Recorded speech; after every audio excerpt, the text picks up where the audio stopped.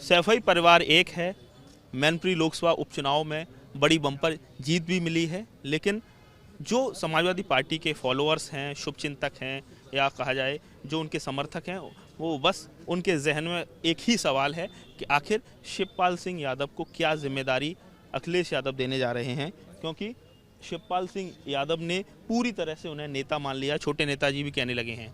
और आज जब अखिलेश यादव पहुंचे हुए हैं सैफई, तमाम जो कार्यकर्ता हैं उनका इंतज़ार कर रहे हैं, उनकी एक झलक पाने के लिए बेताब हैं। लेकिन सवाल वही है कि चाचा को क्या जिम्मेदारी मिलने जा रही है, आप लोगों के मन में क्या चल रहा है? आदरणीय चाचा हमारे 199 विधानसभा जसवंत नगर से विधायक हैं।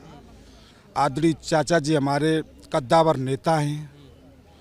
आदरणीय चाचा जी हमारे महान पुरुष हैं। उन्हें किसी से कुछ पद से कोई लेना देना नहीं है, बस वो तो सम्मान चाचा जी का वैसे ही है। चाचा जी की जनता जब माननीय 199 विधानसभा जसवंत नगर ने जो जीत दी है 1,06,000-7,000 के करीब 6,000-7,000 वोट से नेताजी को सच्ची श्रद्धांजलि दी है, उसको मैं नमन और प्रणाम करता हूँ। सवाल ये है कि कोई बिना जिम्मेदारी के पार्टी में कैसे काम करेंगे, ये तो बिल्कुल तय है। और राजनीति में बिना जिम्मेदारी के कोई नेता भी नहीं बना जाता। अब आप बताइए, क्या लगातार अखिलेश जी कह चुके हैं कि चाचा के लिए बड़ा सोचा हुआ, क्या बड़ा सोचा हुआ? 10 दिन हो गए, सस्पेंस से पर्दा क्यों नहीं हटा? जिम्मेदारी मिलेगी, अभी मिलेगी। अभी उनकी बैठ के चर्चाएं हुई हैं, जिम्मेदारी मिलेगी, आगे समय मिलेगी, पक्का मिलेगी। जब वो आपस में जब मिल चुके हैं तो अब उसमें कोई पद की और उसकी सिर्फ सम्मान की ज़रूरत है। बस आपस में मिले रहें, जनता दोनों लोगों के साथ बराबर खड़ी है। लगातार शिवपाल जी के पास लोग भी पहुंच रहे हैं, कार्यकर्ताओं की जो भीड़ है, एक उत्साह पहले जैसा फिर से नज़र आने लगा है। लेकिन क्या जिम्मेदारी है, कैसे वो कार्यकर्ताओं से मिलेंगे? कहीं ना कहीं एक रोड मैप तो उनको दिया जाना चाहिए। नहीं, चाचा हमारे बड़े हैं और चाचा का सम्मान है, और चाचा एक प्रभावशाली व्यक्ति हैं।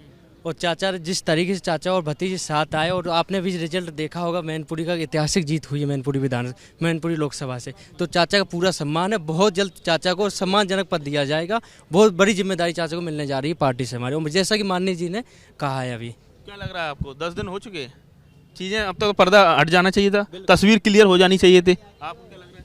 बड़ी जिम्मेदारी मिलेगी चाचा जी को, बड़ी जिम्मेदारी मिलेगी। आप और भी लोग हमारे साथ हैं, आप यहाँ आए हुए हैं, क्या लग रहा है? हर कोई ये चाह रहा है कि शिवपाल जी को क्या जिम्मेदारी मिले, तस्वीर क्लियर हो।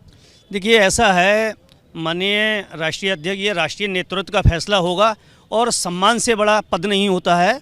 तो माननीय राष्ट्रीय अध्यक्ष जी उन्हें अपने चाचा और पिता के समान सम्मान दे रहे हैं, और बाकी जो राष्ट्रीय नेतृत्व फैसला करेगा वो सभी कार्यकर्ताओं को स्वीकार होगा। पहले भी वो कहते रहे हैं कि वो हमारा परिवार है, लेकिन राजनीतिक लड़ाई की बात कही थी। एसएस मेमोरियल में जब उन्होंने एक साथ हुए थे तो उन्होंने कहा था कि परिवार कभी बिखरा नहीं था, ये राजनीतिक लड़ाई थी जब वो खत्म हो चुकी है। तो पॉलिटिकली क्या उनको ऐसी जिम्मेदारी मिलने जा रही है? जी, अभी आप लोगों के माध्यम से मैंने चैनल पे देखा था कि राष्ट्रीय अध्यक्ष जी ने कहा था कि चाचा को सम्मान व पद, बड़ी जिम्मेदारी मिलेगी, और बहुत जल्द ही आप लोगों के माध्यम से ये सभी कार्यकर्ताओं को पूरे प्रदेश में पता चल जाएगा कि आदरणीय शिवपाल सिंह यादव जी को बहुत महत्वपूर्ण जिम्मेदारी मिलने वाली है। आप भी आशान्वित हैं कि वो बड़ी जिम्मेदारी, या ये है कि जो शिवपाल जी चाह रहे हैं वो नहीं मिल पा रहा, इसलिए पेच फंसा हुआ, इसलिए अभी तक अनाउंसमेंट नहीं हो पाया? नहीं, ऐसा कुछ नहीं है। सिर्फ एक ही बात है। बात कहाँ अटकी, कहाँ है बात? कहीं नहीं अटकी। अब तो बिल्कुल ये क्यों नहीं कहते हैं कि चाचा को जिम्मेदारी देने की, दिलवाने की आप बात करते हैं, आप ये क्यों नहीं पूछते हैं कि भाजपा घबराई या नहीं घबराई है? आप ये भी तो कहिए। चाचा जी ने तो घबराई है, वो तो इतनी ऐतिहासिक जीत हुई है। सवाल आप जो है उससे विषयांतर न करिए। शिवपाल जी को क्या जिम्मेदारी मिलेगी, ये आप जैसे कार्यकर्ता जानना चाहते हैं? चाचा को जिम्मेदारी मिले या ना मिले, चाचा, एक मिनट, चाचा ने कह दिया है कि मैं परिवार के साथ हूँ और मेरा पूरा आशीर्वाद अखिलेश यादव के साथ है। अखिलेश जी ने ही कहा है कि उनको सम्मान भी मिलेगा, जल्द ही बड़ी जिम्मेदारी मिलेगी। लेकिन सवाल ये है कि 10 दिन हो चुके और लगातार ये लोग कार्यकर्ताओं में इस बात को कौतूहल है। तो वो पार्टी का फैसला है, वो पार्टी नेतृत्व जो करेगा वो अपने हिसाब से निर्णय लेगा, हम लोग क्या कर सकते हैं? सभी लोगों को लग रहा है कि जिम्मेदारी बड़ी मिलेगी, लेकिन कब मिलेगी, सस्पेंस अभी भी बरकरार है, उस पर पर्दा अभी हटना बाकी है। बहरहाल बड़ी संख्या में जो कार्यकर्ता हैं वो यहाँ पहुँचे हुए हैं और वो अखिलेश यादव से मिलना चाहते हैं। जिस तरीके से मैनपुरी लोकसभा उपचुनाव में बड़ी जीत दर्ज हुई है, उसके बाद आज करहल के कार्यकर्ताओं को अखिलेश यादव ने जो PWD निरीक्षण भवन में बुलाया है और उनके साथ कहीं ना कहीं उनका आभार व्यक्त कर रहे हैं। सेल्फी खिंचा रहे हैं, फ़ोटो खिंचा रहे हैं और 2024 को लेकर जो आगामी रणनीति है उसके लिए भी कार्यकर्ताओं में उत्साह अखिलेश यादव भरते हुए नजर आ रहे हैं। सैफई से नितिन उपाध्याय, एबीपी गंगा। समाजवादी सुप्रीमो अखिलेश यादव ने आज निरीक्षण भवन में करहल के कार्यकर्ताओं को बुलाया और जिस तरह से मैनपुरी में जो उपचुनाव हुए हैं उसमें ऐतिहासिक जीत हुई है, उससे कार्यकर्ताओं में उत्साह है और उनका आभार भी अखिलेश यादव ने व्यक्त किया है। तमाम जो करहल के कार्यकर्ता हैं हमारे साथ हैं। आप बताइए, मैं देख रहा हूँ लंच पैकेट हाथ में है, तो खूब खुशामद की है, किस तरह से आभार व्यक्त किया, क्या बोला है? हम लोगों ने जो बढ़ चढ़ के समाजवादी पार्टी के लिए कार्य किए हैं उसके लिए हम लोगों का आभार व्यक्त किया है और आगे 2024 के लिए तैयार रहने के लिए कह दिया। जो कमी रह गई है वो अब की 5 लाख से ये लोकसभा जिताएंगे। ये बोला कि इस बार 2,88,000 से जीते, आपके 5 लाख से जीते हैं। 5 लाख से जीतेंगे, गारंटी है और जीतेंगे। मीटिंग चलती रही और क्या क्या बातें हुई हैं, कुछ हमें भी बताइए। आगे के लिए तैयार रहने को कहा है, सतर्कता से काम करना है और बढ़ चढ़ के वोट डलवाने हैं। कोई नेता नहीं होगा, 1.5 घंटे से अकेले फोटो खिंचवा रहे अखिलेश भैया। 1.5 घंटे से लगा, 1.5 घंटे से कोई Z+ वाले जैसे नहीं मिल सकता जैसे अखिलेश भैया से लोग मिलते हैं। अभी मसल्ला मान ले भाई साहब, 2 घंटे 40 मिनट से अकेले खड़े भैया और एक सबकी फोटो एक करके फोटोग्राफी के साथ साथ एक जिम्मेदारी का भी मूल मंत्र दिया होगा, वो क्या बोला है, क्या जिम्मेदारी आप लोगों से कहिए, क्या बोला है? 2024 के लिए तैयार रहें और अब की बार जो भाजपा को बिल्कुल भारत देश से सुपड़ा साफ करना है, पूरी तरह बीजेपी को साफ करने, पूरी तरह बीजेपी जो सत्ता को कब्जाए बैठी है, हर स्तर पर उसने जो कब्जा कर रखा है उसको समूल नष्ट करने की हम लोगों ने क्या कहा है, कैसे आप लोगों को जुटना है, कोई स्ट्रेटजी बताई हो, कोई रणनीति बताई हो? समाज को लेते हुए, सभी समाज के लोगों को जोड़ते हुए और जो दबे कुचड़े पिछड़े हैं, जो भाजपा की उन नीतियों के शिकार हो गए हैं, जिनका जो सपने दिखा दिए उन्होंने, वो सपने ना तो धरातल पे हैं और ना ही वहाँ हैं, केवल हवाई फायर हैं, उनको समूल जवाब देने के लिए जाति हर वर्ग के लोगों को जोड़ना है।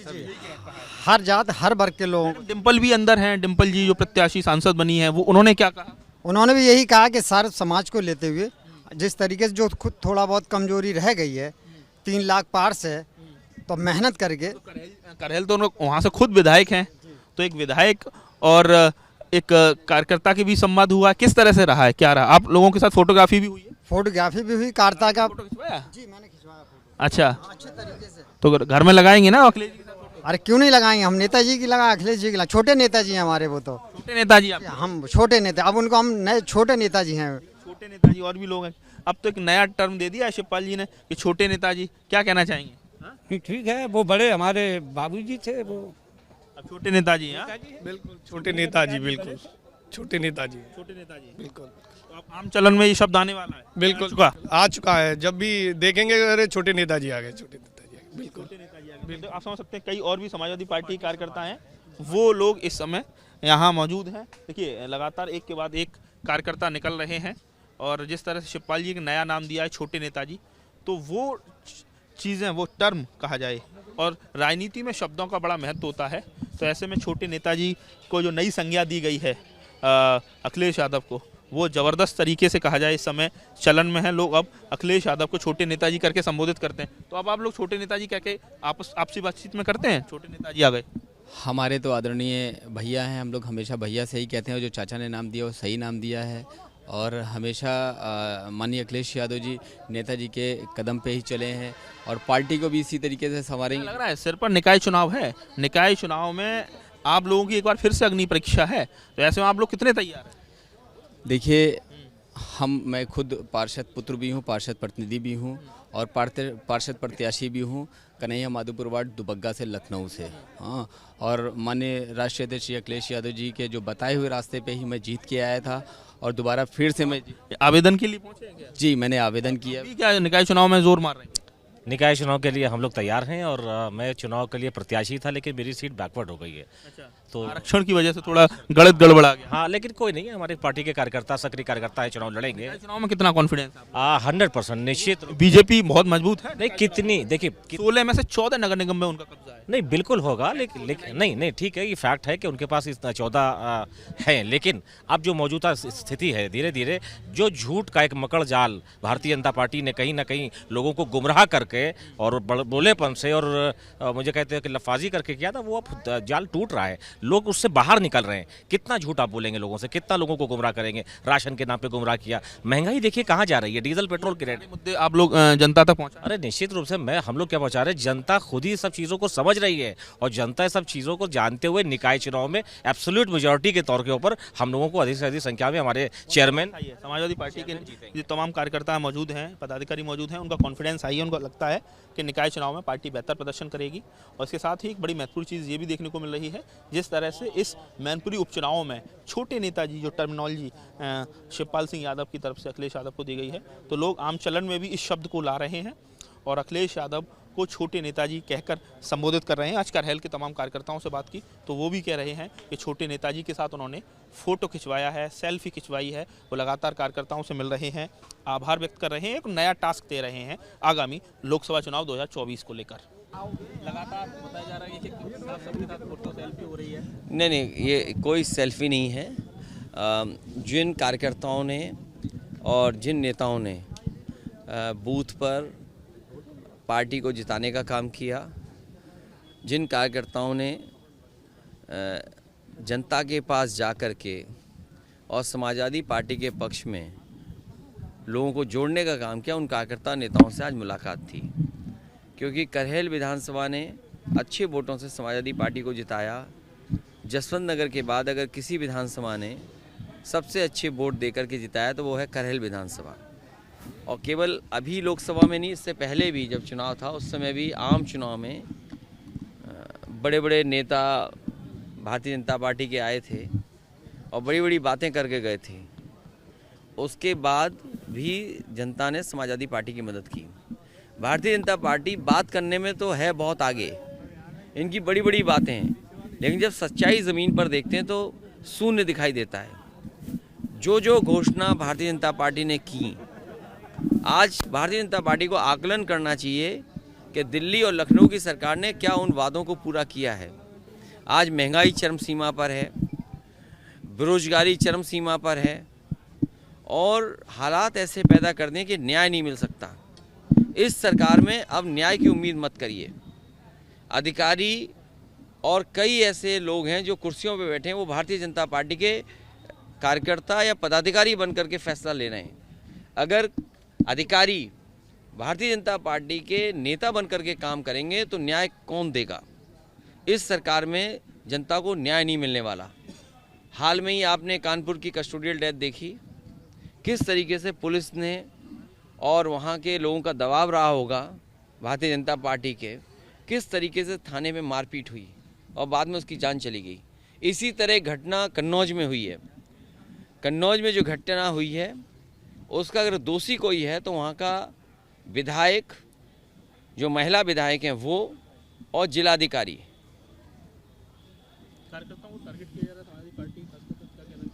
ये भारतीय जनता पार्टी, मैंने इसीलिए कहा कि इस सरकार में जहाँ महंगाई चरम सीमा पर है, बेरोजगारी चरम सीमा पर है, वहीं न्याय की उम्मीद अब सरकार से नहीं कर सकते आप।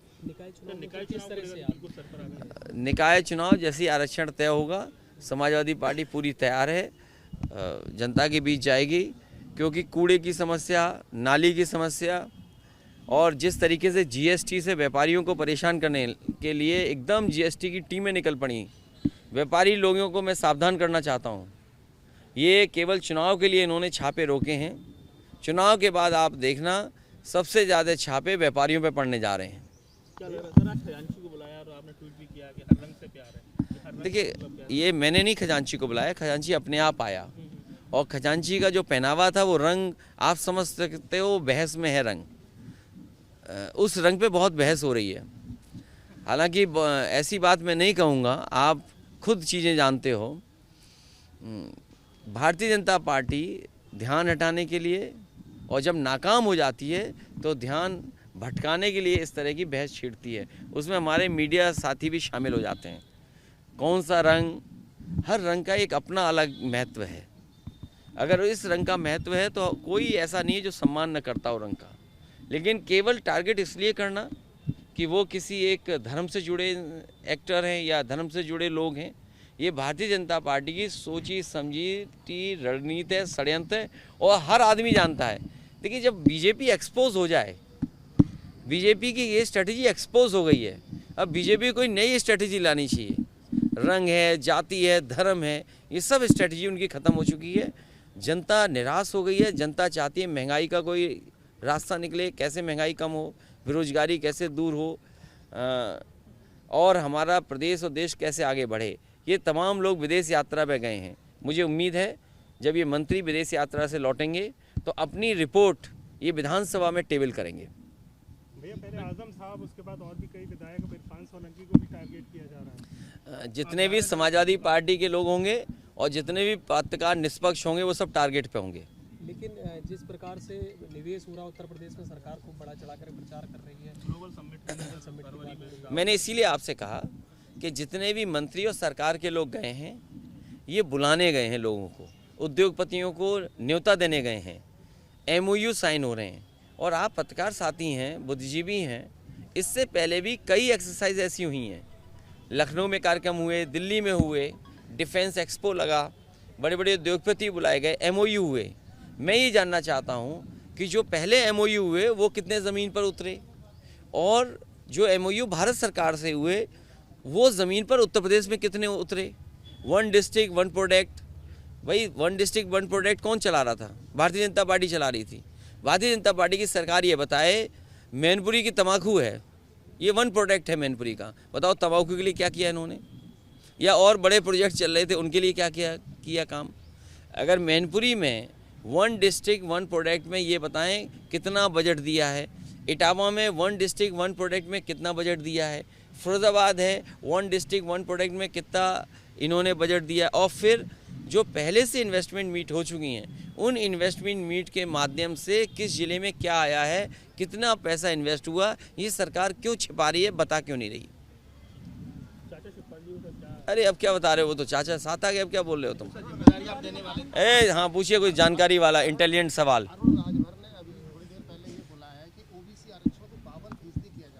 देखिए, आप इस चक्कर मत पड़ो। बीजेपी और बीजेपी के लिए कौन काम कर रहा है? बीजेपी कभी भी संविधान के पक्ष में नहीं है। बीजेपी बाबा साहब भीमराव अम्बेडकर जी के माध्यम से जो हमें अधिकार मिले उसके पक्ष में नहीं है। अभी महंगाई चरम सीमा पर है, आपकी बेरोजगारी चरम सीमा पर है, अभी न्याय नहीं मिल रहा है, और देखना बहुत दिनों बाद आपके वोट डालने का अधिकार भी छीन लेंगे। क्या रामपुर में आपने नहीं देखा, क्या मैनपुरी में आपने नहीं देखा कि कितनी फौज लगाई गई थी? लेकिन हम बधाई देना चाहते हैं जनता को और अपने प्रेस के साथियों को जिन्होंने समय समय पर सरकार के खिलाफ और सच्ची खबरें दिखाई। कल मुख्यमंत्री जी ने लिखित पत्र बांटे हैं UPPCS के कर्मियों को, जो नियुक्त अधिकारी हैं उनको, लेकिन उन्होंने एक सवाल खड़ा किया है कि आपकी सरकार में जो चेयरमैन थे उन्होंने बदनाम कर दिया था, लेकिन आज ऐसा नहीं। जो आयोग गठित है वो समाजवादी सरकार के समय का आयोग गठित है। बहुत सारी नौकरियां जो समाजवादी सरकार में निकली थी वो अभी भी आयोग पूरी नहीं कर पाया है। और मुझे तो कई बार ऐसा लगता है कि जो नौकरी मिलनी चाहिए नौजवान को वो सरकार जानबूझ के नहीं देना चाहती है। और कल तो मैं टीवी पर और कई जगह दे रहा था कि रोजगार की क्रांति आने वाली है। इससे बड़ा झूठ और क्या सकता है बीजेपी वालों का कि रोजगार की क्रांति। मुझे याद है फर्रुखाबाद में अभी अग्निवीर की भर्ती हुई थी, 1,26,000 लोगों ने फॉर्म भरा, मात्र मुझे लगता 200 नौजवानों को भी नौकरी नहीं मिली। अगर 1,26,000 फौज के लोग नौकरी भरेंगे और 200 की भी नौकरी नहीं मिलेगी तो कितना रोजगार चाहिए हमें भारत को? इस देश को सबसे ज़्यादा रोजगार की ज़रूरत है, इस देश को सबसे ज़्यादा नौकरी की ज़रूरत है, इस देश को इतना इंफ्रास्ट्रक्चर चाहिए जिससे लोग अपने आप कुछ काम कर सकें। पाकिस्तान के नेता हैं बिलावल भुट्टो, उन्होंने एक बयान दिया, उसकी आज पूरे देश में चर्चा है और जगह जगह प्रदर्शन धरने हो रहे हैं। देखिए, इन बातों में मत उलझो आप, हम इतनी दूर नहीं जाते हैं। भारतीय जनता पार्टी अपनी नाकामी छिपाने के लिए पाकिस्तान, नाकामी छिपाने के लिए रंग, नाकामी छिपाने के लिए रंग, इस तरह के मुद्दे समय समय पर भारतीय जनता पार्टी लाती है। कार्यकर्ता ही किसी पार्टी की आत्मा होते हैं, उसकी बैकबोन होते हैं, और ऐसे में मैनपुरी लोकसभा उपचुनाव में कार्यकर्ताओं ने जी जान मेहनत की और समाजवादी पार्टी को एक अभूतपूर्व जीत दिलाई है। 2,88,000 मतों से डिम्पल यादव जीती हैं और यही वजह है कि आज करहल के कार्यकर्ताओं को बुलाकर अखिलेश यादव ने आभार व्यक्त किया। वहीं दूसरी तरफ जो बाहर के कार्यकर्ता हैं, जो करहल से ताल्लुक़ नहीं रखते हैं, उनसे भी अखिलेश यादव लगातार मिल रहे हैं, उनका धन्यवाद ज्ञापित कर रहे हैं। तस्वीरों में आप देख सकते हैं कि अखिलेश यादव लगातार लोगों से मिल रहे हैं। इसके साथ ही निकाय चुनाव को लेकर जो लोग आवेदन कर रहे हैं, उन आवेदनों को भी ले रहे हैं। इसके साथ ही उनकी जो व्यक्तिगत समस्याएँ हैं उसको भी वो सुन रहे हैं। तो जिस तरह से कहीं ना कहीं छोटे नेताजी की जो संज्ञा दी गई है, यानी मुलायम सिंह यादव जिस तरह से कार्यकर्ताओं के साथ उनका जो सतत संवाद रहता था, लगातार कनेक्शन रहता था, एक कहीं ना कहीं एक भावनात्मक जो इमोशनल जो अटैचमेंट रहता था, वो आज देखने को मिल रहा है कि अखिलेश यादव यहाँ मौजूद सैकड़ों कार्यकर्ताओं के साथ मिल रहे हैं। इसके साथ ही करहल के जो कार्यकर्ता आए हुए थे उनके साथ अखिलेश यादव ने सिंगल फोटोग्राफ भी खिंचवाया है, ताकि फोटोग्राफ के जरिए कहीं ना कहीं एक कार्यकर्ता और एक नेता के बीच जो इमोशनल अटैचमेंट रहता है वो उसको सोशल मीडिया पे शेयर करता है, लोगों के साथ उस फोटोग्राफ का जिक्र करता है। वो सारी चीज़ें कहीं ना कहीं एक रणनीति का हिस्सा है, ताकि कार्यकर्ताओं के साथ भावनात्मक जो संवाद है, जो लगाव है, वो लगातार बरकरार रहे। देखिए तस्वीरों के जरिए अखिलेश यादव लगातार कार्यकर्ताओं से मिल रहे हैं और उनका अभिवादन स्वीकार कर रहे हैं। तमाम जो न्योते निमंत्रण हैं वो भी कार्यकर्ता उनको दे रहे हैं, आवेदन दे रहे हैं निकाय चुनाव के मद्देनज़र, वो सारे आवेदन को वो स्वीकार कर रहे हैं। तो कुल मिला के कहा जाए कार्यकर्ताओं के बल पर ही 2024 की एक कठिन डगर है समाजवादी पार्टी की, उसको किस तरह से जीता जाए, किस तरह से भारतीय जनता पार्टी का जो अश्वमेध यज्ञ का जो घोड़ा है, जो विजय रथ है, उसको कैसे रोका जाए, ये अखिलेश यादव की बदली हुई रणनीति है। और यही वजह है कि आज जो तमाम कार्यकर्ता पहुंचे हुए हैं उनसे अखिलेश यादव मिल रहे हैं, उनका अभिवादन स्वीकार कर रहे हैं और कार्यकर्ताओं में 2024 को लेकर एक जो बड़ी लड़ाई है उसको अभी से किस तरह से उसे लड़ा जाए, उसके लिए किस तरह से जुटा जाए, उसके लिए कार्यकर्ताओं में उनका जो मोरल बूस्टअप भी करते हुए नजर आ रहे हैं। दिल हमारा तो वही मोहब्बत से गुलजार है, हमको हर रंग में दिखता बस प्यार ही प्यार है, ये ट्वीट किया है अखिलेश यादव ने। दरअसल देश में इस समय रंग को लेकर लगातार बहस शुरू हुई है। शाहरुख खान की जो पठान मूवी आ रही है और उसमें ये आरोप लगाया जा रहा है, या सोशल मीडिया में इस तरह का एक ट्रेंड कर रहा है कि भगवा रंग को कहीं ना कहीं उसका दुष्प्रचार किया जा रहा है। भगवा रंग के साथ अश्लीलता से जोड़कर तमाम सोशल मीडिया पर एक बहस छिड़ी हुई है। इसलिए अखिलेश यादव ने ट्वीट किया है और अखिलेश यादव ने ट्वीट किया है उसमें जो खजांची हैं, और खजांची वो कहा जाए जो आपको नज़र आ रहे हैं तस्वीरों में, खजांची के धर्मपिता हैं अखिलेश यादव। अब जब नोटबंदी हुई थी तब खजांची की मां गर्भवती थी और लाइन में लगते समय ही उनको कहा जाए डिलीवरी हुई और खजांची पैदा हुए। और ऐसे में आज जब अखिलेश यादव जब सैफई में हैं तो उन्होंने उनकी मां को बुलाया, सर्वेशा देवी को। आपके बेटे को लेकर अखिलेश जी का लगातार बहुत ज़्यादा केयर करते हैं, पूरी पढ़ाई लिखाई का खर्चा उठा रहे हैं, आज क्या रहा उनका? हमको खुशी बहुत है, पढ़ाई लिखाई डिम्पल भाभी को खुशी में बधाई देने आए। उनकी खुशी में आए? हाँ खुशी में आए। बुलाया था, खुद ही चले? हम बुलाया था भैया ने, हाँ बुलाया था। बच्चे की पढ़ाई लिखाई का भी जिम्मा भैया ने ले उठा रहे सब जिम्मेदारी। क्या बोले नेताजी? पढ़ाई लिखाएंगे, खजांची नाथ को नेता बनाएंगे। बच्चे के धर्मपिता एक कहा जाए एक गार्जियन के तौर पर वो लगातार पूरी परवरिश कर रहे हैं, बच्ची जितनी भी ज़रूरतें आप लोगों की पूरी कर रहे हैं। सब पूरी कर रहे हैं बाबूजी, हमारे भैया मदद कर रहे हैं सब पूरी, देखना बांधना, पढ़ाई लिखाई, खजांची नाथ की सब भैया कर रहे हैं हमारी मदद, हमारे बच्चे भी सब कर रहे हैं। कितनी उम्र हो गई खजांची की? 6 साल का हो गया बर्थडे। 2016 में नोट? हाँ नोटबंदी, हाँ 6 साल का हैं। खजांची की उम्र जो है 6 साल है।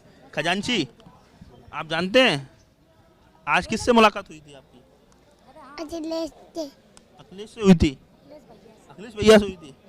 तो पिता तुल्य हैं अखिलेश यादव खजांची के, और यही वजह है कहीं ना कहीं चूँकि खजांची की जो कहा जाए जो जैकेट है वो भगवा कलर की है, तो अखिलेश यादव ने खजांची के वीडियो के साथ, करीब 19 सेकंड का ये वीडियो है, एक ट्वीट किया है और उसमें मैसेज दिया है कि रंग कोई भी रंग हो वो नफ़रत नहीं सिखाता, हर रंग से उन्हें मोहब्बत है।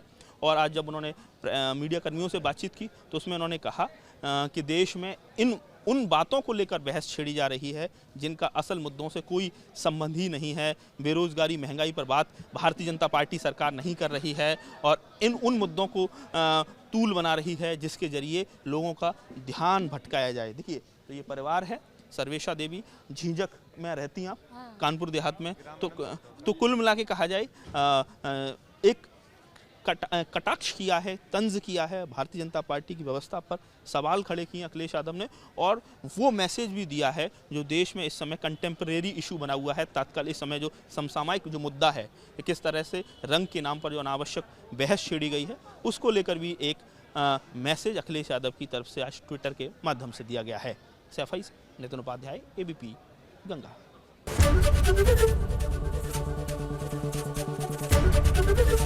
एबीपी गंगा, खबर आपकी, जुबान आपकी।